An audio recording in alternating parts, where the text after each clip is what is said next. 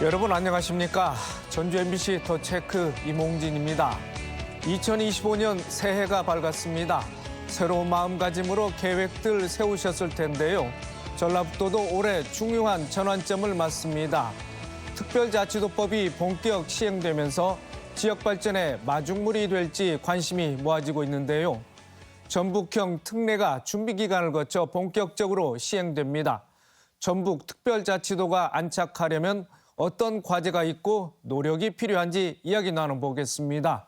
토론에 참여할 네 분 모셨습니다. 김종훈 전북특별자치도 경제부지사, 전대성 전주대학교 행정학과 교수, 이상민 익산 참여연대 사무처장, 신명교 노무사 이렇게 네 분 나오셨습니다. 반갑습니다. 반갑습니다. 네, 새해 복 많이 받으시고요. 자, 김종훈 부지사님. 자, 지난해 1월 18일 전북특별자치도가 출범을 했습니다. 전북형 특례는 약 1년간의 준비 기간을 거쳐 지난달 27일부터 본격 시행에 들어갔는데요. 그동안의 준비 과정과 어떤 내용을 담고 있는지 좀 설명을 해 주시죠. 예, 그렇습니다. 말씀하신 것처럼 전북특별자치도법 전부 개정안이 지난해 12월 27일 날 본격적으로 시행이 됐습니다. 이 법은 23년도 12월 26일 날 국회에서 통과된 후에 1년 기간의 시행 준비 과정을 거쳐서 이렇게 시행이 되도록 법에 규정돼 있고요. 그래서 저희들은 지난 1년 동안 사실상 이 법 시행을 위한 준비들을 하고 있었는데 크게 보면 두 가지로 보실 수 있을 것 같습니다. 법에서 시행령이나 조례에 위임한 사항들이 있습니다. 그래서 시행령을 만드는 과정에서 저희들이 14개 부처하고 협의를 해서 28개 조문으로 된 시행령을 만들어서 지난 12월 24일 날 공포를 했고요. 또 전라북도만의 특수성을 반영한 또 지역 여건을 반영한 조례를 개정하도록 돼 있습니다. 재개정하도록 돼 있는데 네. 그 건이 한 56개의 조례 재개정안이 필요합니다. 그래서 작년 1년 동안 저희들이 한 43건의 이제 재개정을 완료를 해서 본격적으로 조례까지 이제 완비가 돼서 제도적 완결성은 이루어졌다 이렇게 보고요. 지금 특별자치도법이 지금 시행되고 있는 게 131개 조문인데 거기에 전북 특례가 반영된 것이 한 333개 정도 되는데 이것이 사업화를 하려면은 좀 구체적으로 연관성을 지어서 사업 간의 연관성을 지어서 만들 필요가 있어서 저희들이 333개의 특례를 75개 사업으로 구체화를 시켜서 연구 용역을 통해서 기본 구상, 기본 방향을 정하고 또 사업 계획도 만들고 구체적인 사업 지침 이렇게 만드는 것이 75개 중에서 내년 지난 27일부터 본격적으로 시행될 수 있는 게 53개 사업에 대해서는 즉시 시행이 가능하고 또 올해 25년부터 나머지 또 순차적으로 저희들이 진행을 해 나갈 것입니다. 그래서 이제 특자도 시행을 위한 본격적인 제도적 장치와 사업들이 구체화되기 시작했다. 그 출발선상에 섰다 이렇게 평가할 수 있겠다라는 말씀을 드리겠습니다. 네, 시행령과 조례를 제정으로 해서 제도적 사업 추진의 장치를 마련했다 이렇게 말씀해 주셨고요. 전대성 교수님, 자 그렇다면 전북 특별자치도가 되면은 대체 무엇이 어떻게 달라지는가? 전북 특별자치도 어떤 의미를 갖고 있는 건지 좀 말씀을 해 주시죠. 예, 전북 특별자치도는 이제 국가 주도로 이루어진 제주 세종과 달리 그 도민 중심 그 특별자치도로 시작됐다는 데에서 의미가 있습니다. 전북 특별자치도 핵심은 전북 특별자치도 설치 및 글로벌 생명경제 도시 조성을 위한 특별법에 따라서 그 국가로부터 이양받은 권한을 통해서 전북도가 필요한 일, 잘하는 일을 스스로 결정하고 도전할 수 있는 특별한 기회를 받게 됐다는 점에서 의의가 있습니다. 올해부터 이제 전북 특별자치도는 전북의 산업지도를 획기적으로 변화시켜줄 가장 중요한 특례인 지구 특구 조성 중심으로 지역산업 육성 기반을 마련하고요. 전북의 최대 강점인 농생명 자원을 활용한 농생명 산업 육성을 위한 기반을 조성하고 한식, 한복, 판소리, 서예 등 잘 지켜온 전통문화 자원을 활용한 K문화산업 및 산업관광진흥으로 문화 생태계를 조성할 수가 있고요. 급격한 고령 인구 증가에 따라 먹거리로부터 의료까지 고령 친화산업 선점을 위한 복합단지를 조성할 수 있고 미래 먹거리 첨단 산업 활성화 기반을 마련하고 생활 밀접형 특례 시행으로 도민 안정과 지역 활력을 제고할 수 있고 산업 기반 육성을 위한 특별한 제도를 시행할 수 있는 그런 특징을 가지고 있습니다. 네. 이상민 처장님, 특별자치도가 출범을 했습니다마는 자, 명칭이 바뀐 것 이외에 특별함을 체감하기가 어렵다. 이런 그렇게 생각하시는 도민들이 많다고 합니다. 우리 처장님께서는 어떻게 보고 계십니까? 네, 전북 특별자치도가 출범을 했는데요. 전라북도라고 하는 명칭을 128년 만에 내려놓게 됐습니다. 그렇다고 한다면 정말 특별함이 있을 거라고 하는 기대감이 높은 거에 비해서 아직은 그걸 체감할 수 없다라고 하는 건데 일단은 앞에서도 말씀 주셨듯이 시간이 필요한 부분도 분명히 있을 겁니다. 제도가 마련이 되고 그게 정책화돼서 피부적으로 체감하려면 일단 시간이 필요할 거다라고 하는 이 전제는 좀 있을 것 같고요. 그렇지만 좀 특별함이라고 하는 건 그동안 우리가 고민해 오거나 또는 듣지 못했던 새로운 사업이나 정책들에 대한 이야기가 있어야 될 텐데 아무래도 이제 전라북도 특성이라고 하는 건 그동안 많이 고민을 해왔던 내용들이 특례의 중심 내용이 되다 보니까 그동안 얘기해왔던 게 이제 정부의 인허가를 통해서 추진될 수 있는 부분들이 이제 전라북도의 권한으로 내려왔다라고 하는 부분들이 도민의 입장에서는 행정의 절차나 권한의 문제가 밖으로 외화되는 거에 있어서는 별 차이를 못 느낀다라고 하는 이런 특징이 있고요. 이제 두 번째는 사실은 특자도가 되면 전라북도가 정말 살기 좋아질 거다. 거기에서 가장 핵심은 재정의 문제거든요. 돈이 국비가 많이 내려올 거라고 생각을 했는데 어떤 재정 특례라고 하는 부분에 있어서는 사실 한 발도 좀 못 뛰고 있는 상황이다라고 하는 부분이고 저는 또 그런 우려도 있습니다. 그전에 이제 그 중앙부처나 정부에서 권한을 가지고 있을 때는 도나 또는 기초자치단체에서 어떤 사업에 대한 추진을 요구하고 인허가가 됐을 때는 거기에 대한 재정적 뒷받침을 해야 한다라고 하는 전제 속에서 이렇게 검토가 됐었다라고 하는 거거든요. 근데 그렇다고 한다면 이제 권한이 전라북도로 내려오다 보니까 재정 문제에 대한 책임감이 중앙정부에서 없어지는 이런 문제가 있다. 그러니까 권한을 줬으니까 거기에 따라서 알아서 해라라고 하는 이제 이런 흐름이 형성되는 것에 대해서 저희가 전라북도가 어떻게 대응을 해야 될 거냐. 이제 권한은 넘어왔는데 그렇기 때문에 재정에 대한 책임도 우리는 없다. 이제 이런 흐름을 잘 어떤 통제할 수 있어야 되는 거 아니냐 이런 거고요. 그리고 이제 그 각 지역별로 어떤 발전 전략을 세우는 데 있어서 전라북도 특자도 됐으니까 우리도 하자. 벌써 이제 전남도 특별자치도를 추진을 하고 있고요. 뭐 충청북도 또는 경기도에서도 이제 도가 분리가 되면 북쪽에서도 이제 그렇게 요구를 하다 보니까 여기도 특자도 저기도 특자도 그러면 전라북도가 갖는 어떤 특별함이라고 하는 부분들이 희석되는 부분이 있다라는 생각을 하고 있습니다. 네, 이상민 사무처장께서 말씀하신 대로 특별자치도에 대한 도민들의 인식과 체감이 아직은 좀 미흡한 거 아니냐, 미미하다 이렇게 말씀을 해주셨고요. 자, 신 노무사님, 이런 부분에 대해서 산업이라든지 고용 노동 쪽에서 그동안 뭐 특자도에 대한 기대도 많이 있었습니다만은 아직은 시작 단계인데 그런 부분에 대해서는 우리 네. 어떻게 전망을 하고 계십니까? 이 현업에서 보면은 그 기본적으로 도민들이 체감하지 못하는 부분과는 약간 결이 비슷한 건 같습니다. 하지만 특정 부분에 있어서는 분명한 분위기, 그러니까 기대감을 갖고 있는 분위기가 있는 것은 분명한 것 같아요. 그러니까 예컨대 최근에 이렇게 많이 출장을 가거나 이렇게 현장 방문을 해보면 제일 활발한 곳이 아마 새만금 국가산단. 인 것 같습니다. 그 점심시간 평일 때 보면은 오식도동에 약간 이제 맛있게 밥을 하는 곳 같은 경우에는 자리도 없어요. 그 정도로 굉장히 북적북적한데 새만금 쪽과 관련된 기업들은 분명한 기대를 갖고 있습니다.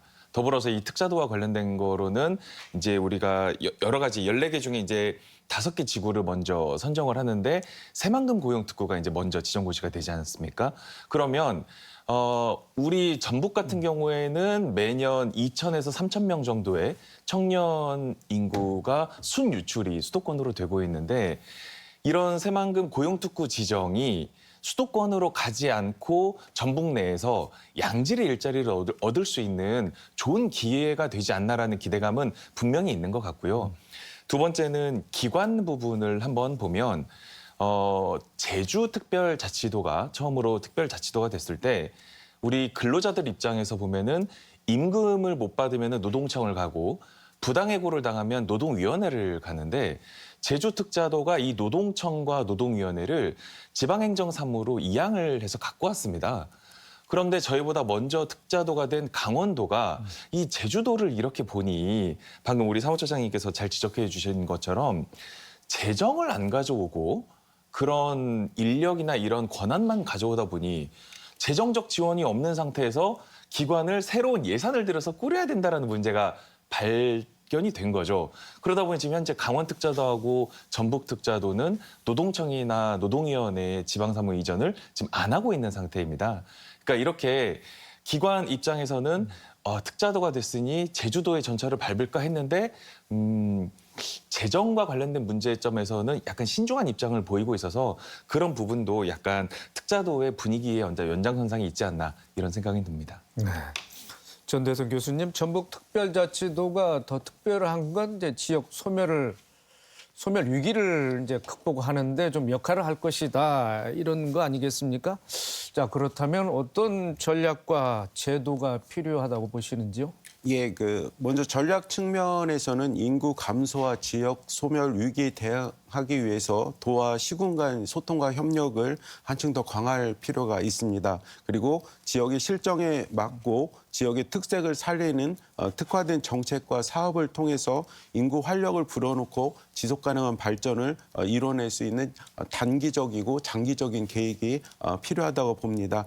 이를 위해서 14개 시군 각각 개성과 경쟁력을 살펴볼 필요가 우선적으로 있고요. 거기에 근거한 각 시군별 이런 특색을 고려한 다원화 체계로 발전해 나갈 필요가 있습니다. 특히 출산율 증가, 청년 인구 유입 등 특정 세대에 초점을 맞춰진 정책보다는 전 연령대 인구가 머무르는 정책이 선행될 필요가 있다고 전문가들이 지적하고 있습니다.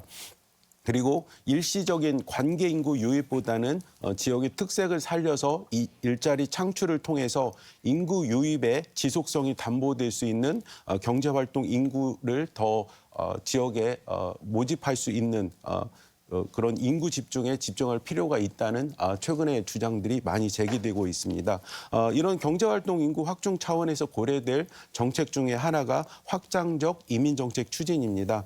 작년에 국회 예산정책처에서는 확장적 이민정책 추진을 위해서 출입국 외국 인력 다문화 가족 사회통합 정책을 아우를 수 있는 컨트롤 타워 구축이 필요하고 전문 인력 정착을 위한 비자 요건의 완화, 고용 허가제 제도 개선, 미래 인재로서 유학생 유입 관리 강화, 이민 정책의 국민 수용성 제고들이 필요하다고 제시하고 있는데요. 전북특별자치도가 저희가 갖고 있는 특색을 특례에 대한 자율성을 통해서 이런 정책들을 선제적으로 나갈 필요가 있습니다. 다음으로 이제 제도 개선 측면에서는 특별자치도 출범에 따라서 전북특별법을 통해서 새만금을 중심으로 금융산업, 4차 산업혁명 신산업 등 기업이 필요라는 규제 혁신이 필요한데요. 규제 타파를 적극 수행해서 미래 신산업과 기업 성장을 적극 지원해서 국내에서 가장 기업하기 좋은 지역으로 만들어서 활발한 기업 유치를 통해서 양질의 일자리를 창출해야 됩니다. 그리고 전북특별법의 출입국 관리 특례를 통해서 4개 지구 특구에 근무하는 외국인들의 이제 사증 발급 절차 및 체류 기간 상한을 달리 적용할 수 있게 됨에 따라서 지구단지 활성화를 위한 우수 인력 확보가 가능해졌습니다. 이처럼 우수한 외국 인력과 미래 인재인 유학생들을 활용하기 위한 제도 개선들이 지속적으로 필요하다고 봅니다. 네, 그렇군요. 김정훈 부지사님, 그렇다면 이제 전북특별자치도법에 따른 조문과 또 그 특례가 있는데, 자, 구체적으로 전북 전라북도가 발굴한 특례는 어떤 것들이 있는지 좀 설명을 해 주시죠. 저희들 아까 쭉 말씀을 하셨는데요. 근본적으로 5개 산업을 육성하기 위한 지능 시책들을 좀 담고 있습니다. 그러니까 농생명 산업 육성이라든지 문화관광 산업, 또 고령 친화 산업, 지금 이제 고령화 시대에 접어들었기 때문에 고령 산업 친화 산업을 어떻게 육성할 것인지, 또 우리가 지금 중점을 두고 있는 것이 2차 전지라든지 바이오 융복합 산업이라든지, 또 그동안 또 탄소나 또 수소에 대한 또 지원을 많이 해왔는데, 이런 신주 미래 첨단 산업을 어떻게 육성해서 생태계를 조성해서 좋은 양질의 일자리를 만들 거냐. 또 우리 민생과 관련된 산업들을 또 어떻게 배치시킬 거냐 이렇게 했고요. 그런 것들을 그 산업들을 육성하기 위해서는 인력과 제도의 뒷받침이 또 필요하기 때문에 그와 관련된 특례가 있습니다. 그래서 농생명 산업과 같은 경우에는 지구 지정, 농생명 산업 지구 지정을 통해 가지고 식품이나 바이오나 뭐 이런 산업들을 육성하기 위한 그렇게 지금 조성을 하고 있고요. 그래서 지금 7개 선도 지구를 지정을 해서 올 상반기 내에 일정 부분 가시화를 시킬 계획을 가지고 있고요. 또 문화산업진흥지구도 지금 저희들이 4개의 후보지를 지금 선정을 해놓고 있습니다. 그래서 요 문화산업지구가 지정이 되면은 취득세, 뭐 재산세 감면이라든지 각종 부담금 면제 이런 혜택이 있어서 요와 관련된 기업들이나 산업들이 이렇게 좀 우리 전북에서 이렇게 성장할 수 있는 기본이 될 것 같고요. 또 우리가 이제 75%가 산악입니다. 우리 면적의 75%가 산악이기 때문에 특히 우리 동북권이라고 하는 무진장, 남원, 임시를 중심으로 해서 친환경 산악 관광지구를 조성을 하는 건데 6개의 지금 시군을 지금 정해놓고 있습니다. 뭐 그런 것들을 포함해서 돼 있고요. 그다음에 아까 말씀드린 것처럼 이제 미래 산업과 관련된 2차 전지 산업을 진흥을 어떻게 시킬 것인지, 또 생활 밀착형해서 이제 소방 시설이 취약한 지구들이 있습니다. 소방서가 없는 지역이 있는데 그 지역에 사는 65세 이상 독거노인이라든지 또 취약 농가의 가구에 대해서는 소화기나 화재 를 점검할 수 있는 기계를 설치할 수 있도록 이렇게 해서 지금 바로 올해 이제 예산이 들어가 있는 상황이고요.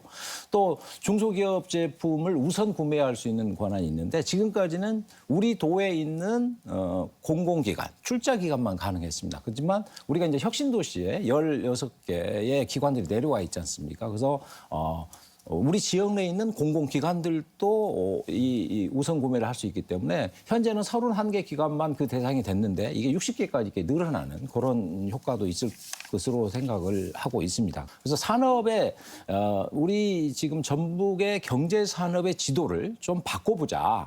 그렇게 해서 여기서 새로운 일자리가 만들어지고 또 생활 인구라고 하는 관광 인구들이 좀 들어올 수 있게 하고 이런 토대를 만들기 위한 기초 작업들을 했고 우리가 갖고 있는 자원의 특수성과 강점을 우리의 뭐 어떤 분들은 세빙선이라고 얘기를 하지 않습니까? 깨나가는 그런 역할을 할 수 있는 게 특자도 법이고 특례 규정이다 이렇게 보고 있고요. 이 하나하나를 잘 만들어 가야 된다고 보고 있고 아까 말씀드린 것처럼 그런 산업들이 되기 위해서는 우리가 지금 인력 부족 문제가 있거든요. 그래서 아까 우리 노무사님 말씀하신 것처럼 새만금 산업단지에 앞으로 78개 기업이 11,000여 명 이상의 인력을 공급이 필요하다. 이런 수요 조사들이 나오고 있습니다. 그래서 그러면 그 11,000명을 어떻게 원활하게 계획적으로 공급해 줄 거냐. 그래서 고용 특구를 지난 12월 27일 날 지정을 한 겁니다.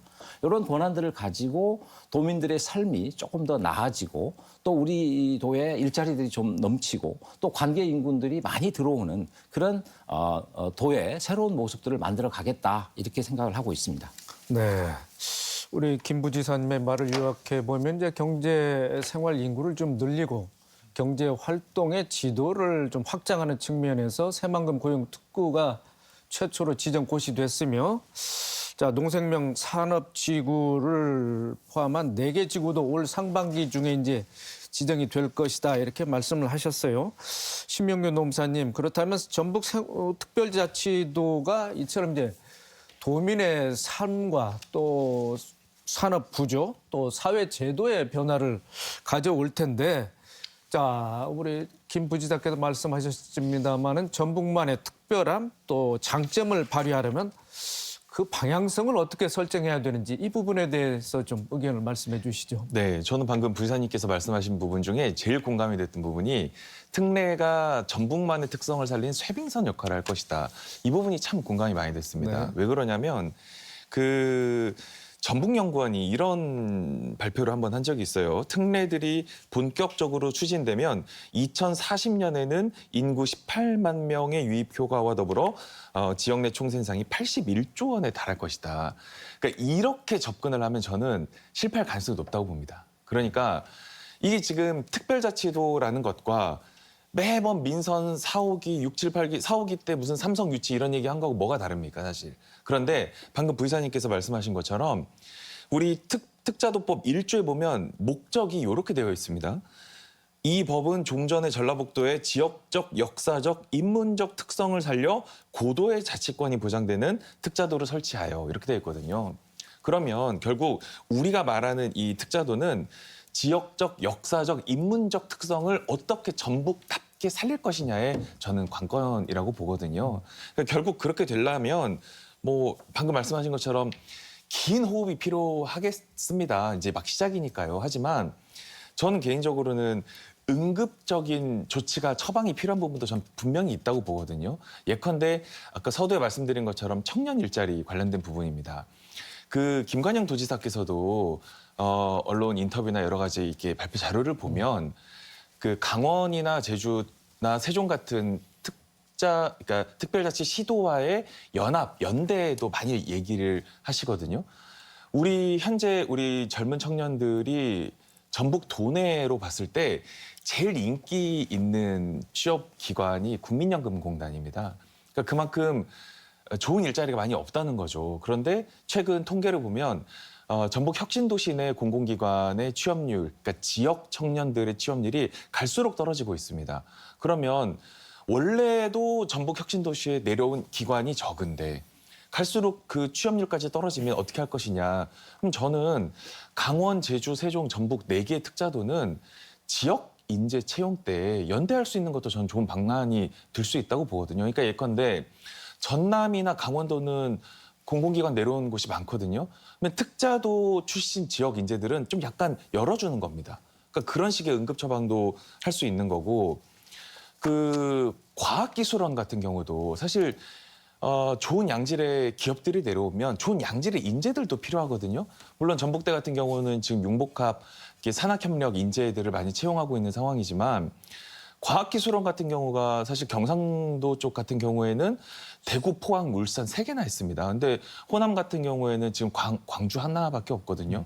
그러니까 특자도 차원에서 만인 고도의 자치권이 부여된다면 이것도 어떤 특례를 적용해서 과학기술원을 유치하는 방법도 있고 이런 식으로 우리가 지역적, 인문적 특성을 살린 전북만의 장점을 추진함과 동시에 일단 우리 청년들 수도권으로 유출 막고 일단 여기에서 자리 잡게 해준다면 제가 우리 특별자치도의 설립 목적 때 더 부합되는 어떤 정책적 결과를 얻어낼 수 있지 않을까 이런 생각도 해보게 되었습니다. 자, 그렇다면 문제는 이제 재정 아니겠습니까? 김종훈 부지사님, 전북 특별자치도의 특례가 본격적으로 실행되려면 자주 재원 확보가 과제가 되는데 재정 확보, 자, 어떤 보관을 갖고 계십니까? 재정과 관련해서는 현재 지금 특별자치도법에는 전북 그러니까 지방균형발전 특별회계를 설치할 수 있는 근거는 만들어놨습니다. 네. 현재 지금 지특회계 별도 계정이 딱 4개 있습니다. 4개. 지역 자율 계정이라는 게 있고 지역 지원 계정이 있고 세종 계정이 있고 제주 특별 계정이 있습니다. 그래서 특별 계정을 만들 거냐. 근데 결국은 이제 재원이 늘어나는 데에 의미가 있지. 이게 재원 배분 방식이 실링으로 한도가 다 정해져 있습니다. 시도마다. 전체 13조 8천억 중에 지금 우리가 가지고 오는 게 한 6,800억, 한 4.9% 정도 됩니다. 이거보다 늘어난다면 특별 계정의 의미가 있죠. 근데 아까 우리 노무사 처장님 말씀하신 것, 사무처장님 말씀하신 것처럼 각 도가 특별 계정을 만들겠다. 그러면 결국 파이가 커지지 않는 한 그 계정을 만들어서 과연 효과가 있겠느냐. 그래서 또 이 계정을 또 만드는 거에 대해서 기재부가 또 흔쾌히 동의를 해줘야 되는데 안 되지 않습니까? 여러 가지 문제가 있어서 전북 특별 계정을 만들 것인지에 대해서는 조금 더 비교 형량을 해봐야 된다 이런 생각이 들고요. 우리와 같은 처지인 강원도도 여기에 대해서는 선뜻 아직 결론을 못 내리고 있는 상황입니다. 여러 가지 상황들을 좀 지켜볼 필요가 있고요. 그래서 저희들은 두 가지 채널을 통해서 국가의 재정 지원을 할 수 있는 법적 근거를 18개를 가지고 있습니다. 저희들이. 2차 전지라든지 여러 가지 사업들을. 그다음에 아까 지구 지정과 관련해서 지구 지정을 하루아침에 할 수는 없습니다. 1년 동안 뭘 했느냐? 저희들이 우리 직원들이 355회의 중앙부처를 찾아갔어요. 다닌 길이만 해도 10만 킬로. 그동안 뭘 했겠어요? 우리는 이러이러한 사업을 하고 싶다. 이런 지구를 만들고 싶다. 그러면 중앙부처가 다른 도가 그런 걸 안 갖고 오잖아요. 그래서 공모사업을 할 수 있는 근거, 재정적 지원 근거가 있고 또 공모사업에 대해서는 누가 빨리 준비했느냐. 철저하게 사업에 착수할 수 있느냐, 빨리. 이런 권한들을 다 우리가 그래도 다른 도보다는 먼저 갖고 있기 때문에 저는 우선순위가 있다고 보고요. 우월성이 있다고 봅니다. 네, 그래서 그런 알겠습니다. 것들을 통해서 또 하나는 큰 것은 실은 저희들이 가장 중요한 것은 지방교부세 배정 기준이 있습니다. 이 지방교부세 세종 같은 경우는 가산 기준으로 해서 100분의 25를 더 줘요. 그다음에 제주도는 3% 그러니까 교부금의 3%를 제주 특별회계로 가져가도록 이렇게 법에 돼 있습니다. 이런 특례를 우리도 받는 거. 이런 것들이 중요할 것 같고 또 보조금도 보통 보조금을 국비 50, 지방비 50 이런 식으로 하는데 우리가 글로벌 생명정제 도시 종합 육성 계획을 만듭니다. 거기에 있는 사업에 대해서는 7대 3으로 해달라. 8대 2로 해달라. 이렇게 해서 우리의 재정 소요를 줄이면서 국비를 확보하는 이런 특례 규정을 만들어야 되는데 이런 것들이 지금 현재 우리 한병도 의원님하고 이원택 의원님이 해가지고 지금 국회에 가 있습니다. 이런 특례 규정, 법들이 통과될 수 있도록 우리 도민들이 같이 힘을 모으고 저희들도 또 뛰어서 우리의 독자적인 재정 주권들을 좀 찾아가는 그런 역할들을 하겠다 이렇게 말씀드리겠습니다. 네.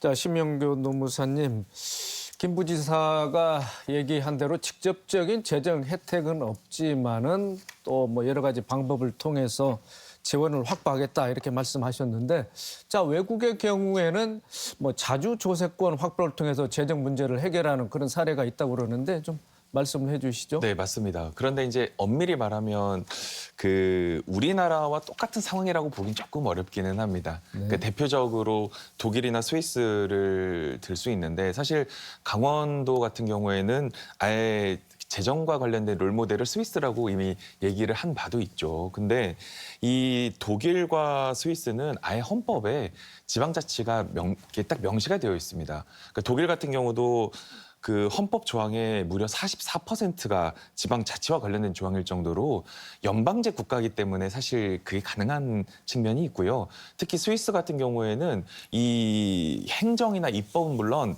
조세권을 갖고 있는 단위를 시 단위까지도 허락을 하고 있는 상황이니 우리나라가 약간 이제 이런 거를 적용할 수 있다라고 보기는 조금 어렵습니다만 방금 부지사님께서 말씀하신 연장선상에서 보면 저희가 이런 부분이 비슷한 것 같아요.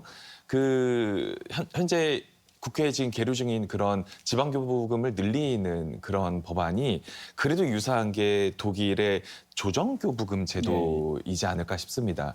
그러니까 독일 같은 경우에는 잘 사는 주가 사실 못 사는 주를 좀 더 도와주는 쉽게 말하면 그런 개념인데요.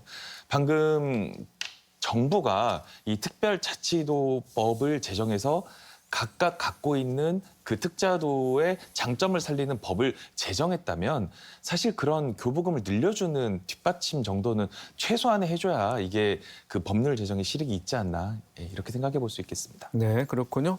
자, 이상민 사무처장님, 그렇다면 차제 2025년 전북의 예산 문제 좀 짚고 넘어가겠습니다. 올해 전북의 국가 예산이 지난해보다 2,081억 원이 늘긴 했습니다만 당초 기대했던 10조 원에는 훨씬 미달했습니다. 자, 신규 사업에 좀 지장을 받지 않느냐 이런 우려의 목소리가 나오고 있습니다. 어떻게 보고 계십니까?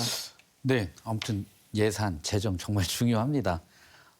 전북도에서 정말 많은 노력하고 정치권에서 노력을 하지만 이 문제가 좀 쉬운 문제는 아닌 게 분명하고요. 대표적으로 새만금 환경생태용지 조성이랄지 농업용수 확보 사업 그리고 전북 스타트업 파크 조성이랄지 고령 친화 사업, 복합단지 등등의 어쨌든 진행해야 될 사업들이 우선순위가 밀리는 이제 이런 어려움을 좀 겪고 있습니다.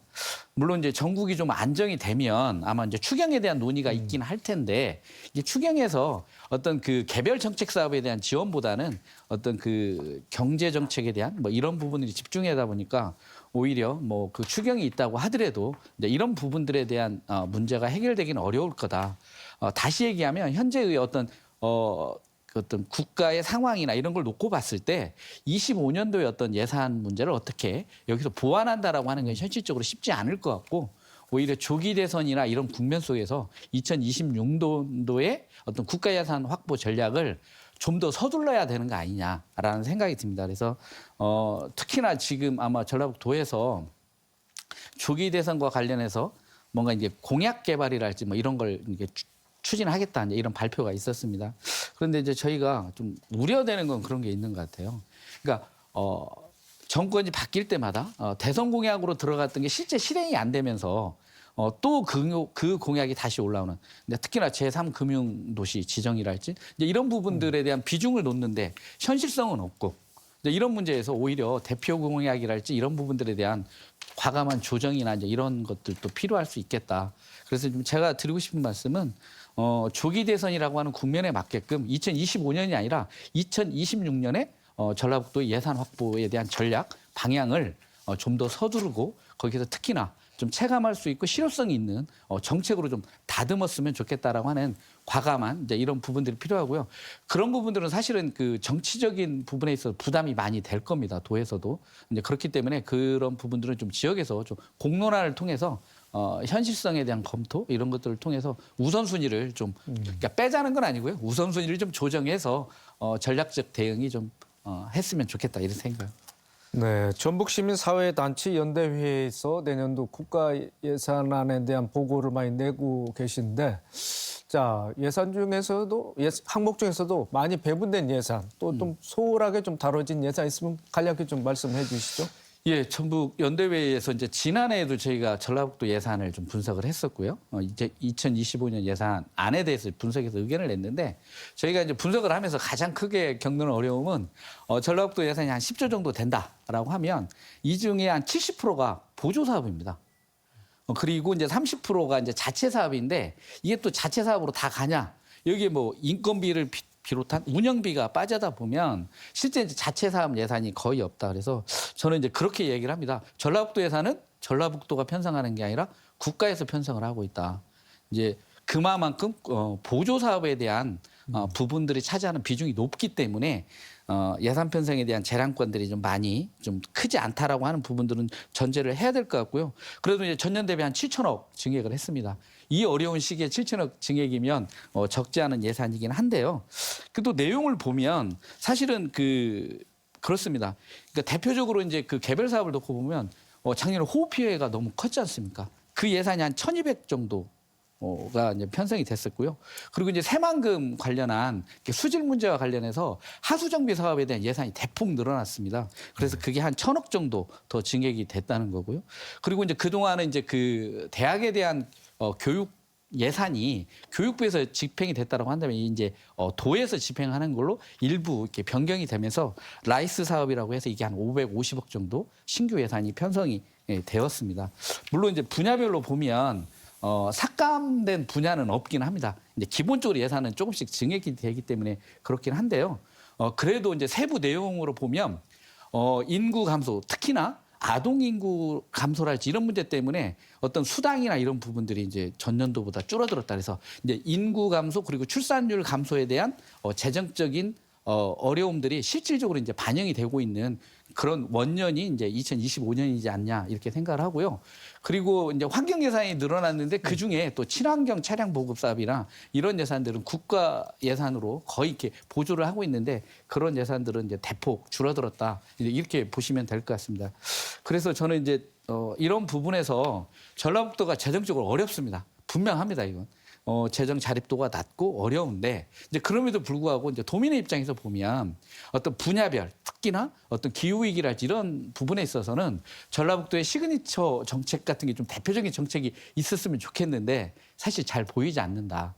왜냐하면 주로 이제 일자리나 경제 문제에 대한 비중이 높고 또 이제 인프라랄지 이런 투자를 우선하다 보니까 그런데 그런 부분들은 꼭 필요한 예산이긴 한데 뭔가 도민들이 체감할 수 있는 그런 예산들, 좀 이런 부분들이 좀 필요하다라는 생각이 들고요. 여기에서 이제 예산은 정책입니다. 방향인 거고. 그렇다고 한다면 어떤 국가의 정책 플러스 어떤 발전 전망이라고 하는 측면 속에서 좀 과감하고 선제적인 어떤 그 의제를 선점하는 이제 이런 노력들이 필요하다. 그래서 이제 기후위기 대응이나 이런 부분들은 사실 경기도가 이제 재정력도 있지만 많이 좀 선제적으로 가고 있습니다. 하지만 전라북도 같은 경우 새만금, 신재생 에너지랄지 이제 이런 바탕들이 있기 때문에 이제 이런 부분들을 좀 잘 살려서 재정에 대한 고민들 좀 이런 걸 좀 했으면 좋겠고요. 앞에서 이제 부지사님께서도 말씀을 주셨지만 이번에 이제 2일 자치단체 2일 외국인 지원센터 사업이랄지 이런 것들을 통해서 실제 어떤 지역 경제 인력 확보 문제나 그리고 또 이제 외국인 장학생에 대한 취업 지원 사업이랄지 이런 부분들은 금액은 작지만 상당히 좀 필요한 좀 내실이 있는 그런 사업들을 좀 추진하고 있다. 이렇게 말씀드리겠습니다. 네, 알겠습니다. 자, 산업 기반이 취약한 우리 전북 또 인구도 갈수록 감소하고 있는 상황인데 그렇다면 자주재정 확보를 위해서는 어떤 과제가 있고 분권과 자치라는 취지를 살리려면 어떤 부분이 강화돼야 되는지 우리 전대성 교수님 말씀을 좀 해주시죠. 예, 전북 특자도가 안착되기 위해서 자주 재정이 가장 중요한 요소 중에 하나라고 할 수 있습니다. 하지만 전북 특별자치도의 경우 자치단체가 스스로 살림을 꾸릴 수 있는 능력을 의미하는 재정 자립도가 매년 악화되고 있는 실정입니다. 작년에는 전국 17개 시도 가운데 최하위입니다. 게다가 최근 전북의 생산 인구 감소에 따라서 지방세가 크게 감소할 것으로 예상됨에 따라서 이런 전북 특별자치도의 재정 자립도는 계속 더 어려워질 것이라는 예상을 하고 있습니다. 따라서 그럼 어떻게 자주 재정을 확보할 것인가에 대한 고민들을 우리가 우선적으로 해야 되는데요. 최근에 국회 입법조사처에서 제시하고 있는 세 가지 방향을 저희가 한번 참고해 볼 수가 있겠습니다.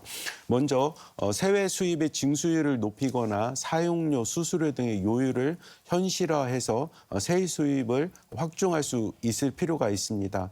이외에도 잠재적 세원에 머물러 있는 세일 수입을 실제 세원하거나 지역적 특성을 반영한 재원을 발굴하도록 재정 특례를 부여하는 것도 고려할 필요가 있습니다. 예를 들면 환경보전기여금 같은 부담금을 신설하거나 점용료, 사용료를 확대하거나 지방기금을 신설하는 방안들이 가능하다고 우리가 생각해 볼 수가 있습니다.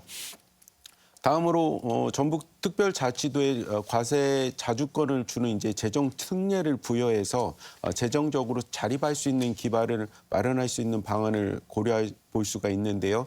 이를 위해서 이제 법률의 개정 없이 조례를 통해서 새로운 지방세 세원을 발굴하거나 지방세 세목을 신설하거나 세율을 변경하는 등 전북 특별자치도가 과세 자주권을 가지게 할 수 있는 방법인데요. 예를 들면 관광세, 지역자원 시설세, 레저세 등을 전북 특별자치도가 해당 지역의 특성을 반영해서 지방세로 변경하는 방안을 고려해 볼 수가 있습니다. 다만 이런 지방세 확충이 증세로 인해서 주민 부담 증가로 연결될 우려가 있고요. 조세 종목과 세율은 법률로 정하는 조세 법률주의 원칙이 국세와 지방세 모두에 적용되기 때문에 이런 부분에서의 고민들이 좀 필요해 보입니다. 마지막으로 국세 중에서 적합한 세목을 지방세로 이양하는 재정 특례 방안을 이제 신중하게 검토해 볼 필요가 있는데요. 지방 소비세 세율을 인상해 부가가치세를 지방세로 더 이양하거나 부동산 양도소득세, 특정 장소 입장에 부과하는 개별 소비세, 농어촌 특별세를 지방세로 이양하는 방안들을 고려해 볼 필요가 있습니다. 네, 그렇군요. 자, 김종훈 부지사님, 전북특별자치도가 2036년 하계올림픽 예. 유치를 추진하고 있습니다. 국내 유치 도시 신청을 해서 서울시와 경쟁을 벌이게 됐는데, 자, 어떤 전략을 구상하고 계신지 좀 말씀을 해주시죠. 예, 월요일과 화요일 6일, 7일 양일간에 걸쳐서 대한체육회의 현지 실사가 진행이 됩니다. 네. 서울이라는 이제 골리앗이라고 할 수 있겠죠. 저희를 다윗으로 본다면. 그러면 차별화된 전략이 분명히 필요합니다. 그래서 실은 2020년 올림픽 아젠다를 통해서 실은 IOC가 새로운 결정을 하지 않았습니까? 복수 국가에서도 개최를 할 수 있도록 했고 또 여러 소도시 간에 연계해서 할 수 있는 여러 것들이 있기 때문에 저희들은 실은 비수도권 지역 연대를 통해서 실은 이 문제를 풀어가고 싶은 거고요. 그래서 전남이라든지 광주 또 충북, 충남과 연대해가지고 저희들이 여러 시설들을 같이 활용하는 방법들을 찾고 있고요. 또 앞으로 탄소 중립 시대를 맞이해서 그린 올림픽을 준비하는 것도 굉장히 중요하다고 보고 있습니다. 실은 전력의 최대 소비처가 수도권 아니겠습니까? 그런데 전력을 생산하는 데는 다 우리 재생에너지 생산 1위가 전북입니다. 이런 것들을 통해서 지속 가능한 또 환경을 중시하는 IOC 정신과 맞다고 보고 있고요. 또 저비용 고효율의 올림픽을 지향을 합니다. 아까 말씀드린 것처럼 신설 경기장이 아니고 기존의 시설들을 활용해라. 이게 또 IOC의 새로운 아젠다인데 그러기 위해서 저희들은 뭐 지금 있는 시설을 최대한 활용하면서 임시시설 이런 것들을 신설하는 부분을 최소화해서 또 나중에 사후 활용 방안까지를 고민하도록 할 거고요. 저희가 지난 한인 비즈니스 데이에서도 실은 비즈니스 데이로 끝난 게 아니고 전북의 맛과 멋을 알리는 비즈니스 데이를 만들겠다 했고 그게 실은 굉장히 호응을 좀 받았던 것으로 평가를 받고 있지 않습니까? 그래서 저희들이 지향하는 것은 문화올림픽입니다. 스포츠와 문화, 예술이 융합된 새로운 올림픽을 제시해서 서울 수도권과 차별화되는 저희 2036 전북 올림픽 유치에 최선을 다하도록 그렇게 하겠습니다. 네, 알겠습니다. 자, 지금까지 오늘 새해 첫 토론 전북특별자치도와 특례제도를 중심으로 진행했는데요. 자, 토론자들의 마무리 발언 듣고 이 시간 마치도록 하겠습니다. 먼저 신명규 노무사님. 네, 저는 오늘 이야기한 그 처음으로 지정 고시된 새만금 고용 특구가 저는 우리 전북 특자도 입장에서는 일종의 마수거리라고 생각하시고 정말 잘 진행됐으면 좋겠습니다. 그래가지고 윈윈하는 왜 그러냐면 사실 그 새만금 같은 경우도 두산 퓨얼셀이라든가 LS 배터리 솔루션 같은 경우는 대기업 중에도 대기업 아니겠습니까? 그런 데서 필요한 인력이나 이런 것들이 잘 매칭이 돼서 서로 윈윈할 수 있는 좋은 그런 시작이 됐으면 좋겠습니다. 네, 알겠습니다. 이어서 이상민 사무처장님. 네, 뭐 국가의 상황이 많이 어렵고 지역 경제도 많이 어렵습니다. 이런 상황에서 저는 이제 전라북도 전북 특별자치도가 좀 과감한 그런 정책적 운영이 필요하다. 특히나 지역 경제가 거의 얼어붙었다라고 하는 얘기를 합니다. 그래서 제가 이제 그런 말씀들을 좀 드리고 싶은데 지역 화폐 뭐 이런 부분들은 예비비라도 좀 투입을 해서 뭔가 응급 처치가 좀 필요하다. 그런 과감한 선제 대응이 좀 필요하고요. 특히나가 이제 앞으로 이제 그 조기 대선이랄지 이런 과정에 있어서 전라북도가 특별하게 또 좀 준비를 해야 될 내용들이 많은 것 같습니다. 그래서 한편으로는 많이 지지하고 응원해야 되겠지만 또 전라북도나 정치권이 도민들과 어떻게 소통하면서 좀 그런 내용을 좀 준비할 거냐라고 하는 그런 면에서 좀 더 좀 달라진 변화된 그런 정책적 대응들이 좀 이루어졌으면 좋겠습니다. 그리고 도민 여러분들도 힘들었던 2024년이 지났습니다. 올해는 좀 더 큰 희망이 좀 깃들 수 있는 그런 한 해가 되기를 진심으로 기원합니다. 네, 전대성 교수님. 예, 그 최근 여러 가지 불확실한 상황들과 위험들이 증가하면서 새해에는 안정과 안정에 기반한 이런 개혁들과 변화들을 도민들이 요구할 것 같습니다. 특히 새로운 희망과 함께 새로운 많은 변화들이 있으면서 저희가 개혁의 필요라는 얘기가 있습니다. 혁신에 대한 필요.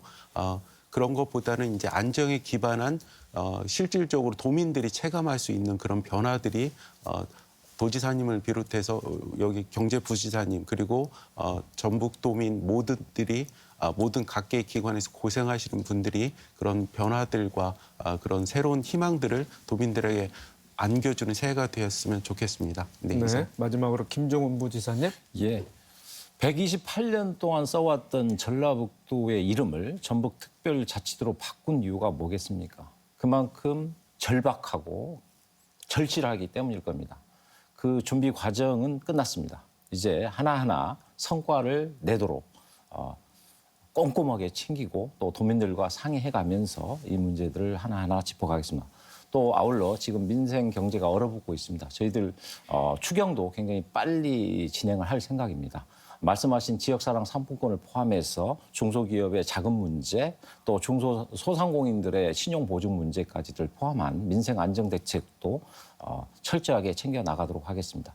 도민 여러분들의 협조 없이는 불가능합니다. 같이 성원해 주시고 관심을 꼭 가져주시길 부탁드리겠습니다. 고맙습니다. 네, 오늘 네 분 열띤 토론해 주시느라 수고 많으셨습니다. 인구 감소와 지방 소멸 등의 위기를 극복하기 위해 전북이 특별자치도라는 새 옷을 입었는데요. 지난해 특별자치도 밑그림을 그렸다면 올해는 도민이 체감할 만한 성과를 보여줘야 하는 때입니다. 그리고 전북의 특장점을 살린 특례를 활용해 한 단계 도약하는 한 해가 됐으면 합니다. 더 체크 오늘 순서 여기서 마칩니다. 시청해 주신 여러분 새해 복 많이 받으십시오.